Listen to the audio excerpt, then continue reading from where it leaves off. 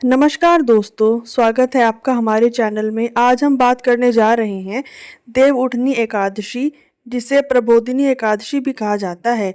ये एक ऐसा दिन है जब स्वयं भगवान विष्णु 4 महीने की योग निद्रा से जागते हैं। कहते हैं जिस दिन भगवान जागते हैं उस दिन पूरे ब्रह्मांड में फिर से शुभ कार्यों की शुरुआत होती है। तभी से इस एकादशी के बाद से विवाह, गृह प्रवेश, मुंडन, यज्ञ जैसे सभी मांगलिक कार्य पूर्ण रूप से शुरू हो जाते हैं। देवउठनी एकादशी कार्तिक मास की शुक्ल पक्ष की एकादशी तिथि को मनाई जाती है। शास्त्रों में कहा गया है, अर्थात जो व्यक्ति भगवान विष्णु की प्रसन्नता के लिए एकादशी व्रत करता है उसके सारे पाप नष्ट हो जाते हैं और उसे धन, सुख और वैभव की प्राप्ति होती है। इस दिन विशेष रूप से शालिग्राम भगवान और तुलसी माता का विवाह संपन्न किया जाता है, क्योंकि तुलसी जी को लक्ष्मी जी का अवतार माना गया है। आइए पहले समझते हैं कि आखिरी ये 4 महीने की योग निद्रा क्या होती है। आषाढ़ शुक्ल एकादशी से लेकर कार्तिक शुक्ल एकादशी तक का समय चातुर्मास कहलाता है। इस दौरान भगवान विष्णु क्षीर सागर में शेषनाग की शैया पर योग निद्रा में रहते हैं। कहा जाता है कि इस समय में सृष्टि की ऊर्जा स्थिर होती है, इसलिए इन 4 महीनों में विवाह, गृह निर्माण या कोई भी नया शुभ कार्य नहीं किया जाता। देव उठनी एकादशी के दिन जब भगवान विष्णु जागते हैं तो पूरे ब्रह्मांड में पुनः जीवन और ऊर्जा का संचार होता है। पुराणों के अनुसार एक बार भगवान विष्णु ने राजा बलि को वरदान दिया कि वे सदा उसके लोक में निवास करेंगे। राजा बलि बहुत महान और दानशील राजा थे, लेकिन उसके अहंकार को शांत करने के लिए भगवान विष्णु ने वामन अवतार धारण किया। उन्होंने 3 पग पर भूमि मांगी। पहले पग से पूरी पृथ्वी नाप ली, दूसरे से आकाश और तीसरे पग के लिए राजा बलि ने अपना सिर झुका दिया।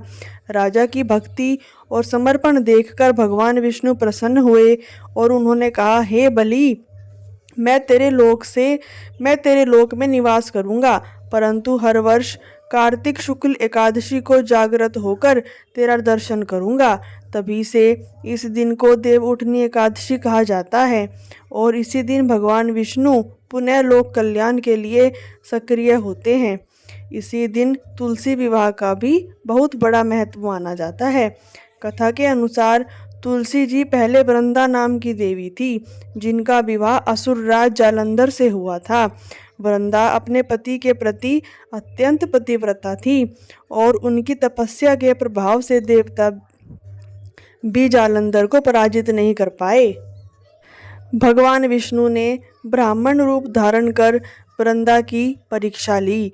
जब वृंदा को सत्य का ज्ञात हुआ, उन्होंने भगवान विष्णु को श्राप दिया, आप शीला बन जाएंगे। वृंदा की मृत्यु के बाद उनके शरीर से तुलसी पौधा उत्पन्न हुआ। भगवान विष्णु ने उन्हें वरदान दिया, हे तुलसी, तुम मेरे बिना अधूरी हो, इसलिए कार्तिक शुक्ल एकादशी के दिन मैं शालिग्राम रूप में तुमसे विवाह करूंगा। इसलिए हर वर्ष इस दिन तुलसी विवाह का आयोजन किया जाता है। कहते हैं जो व्यक्ति तुलसी विवाह करता है उसे कन्यादान के समान फल प्राप्त होता है और उसके घर में सदा लक्ष्मी का वास रहता है। इस दिन ब्रह्म मुहूर्त में उठकर स्नान करना चाहिए। मैं आपको बता रही हूँ व्रत एवं पूजन विधि। इस दिन ब्रह्म मुहूर्त में उठकर स्नान करना चाहिए और स्वस्थ कपड़े पहने। व्रत का संकल्प लेकर भगवान विष्णु की मूर्ति या चित्र के सामने दीपक जलाएं, पंचामृत से अभिषेक करें, फिर तुलसी पत्र, पीली मिठाई, धूप और फल अर्पित करें। दिन भर व्रत रखकर शाम को तुलसी विवाह का आयोजन करें।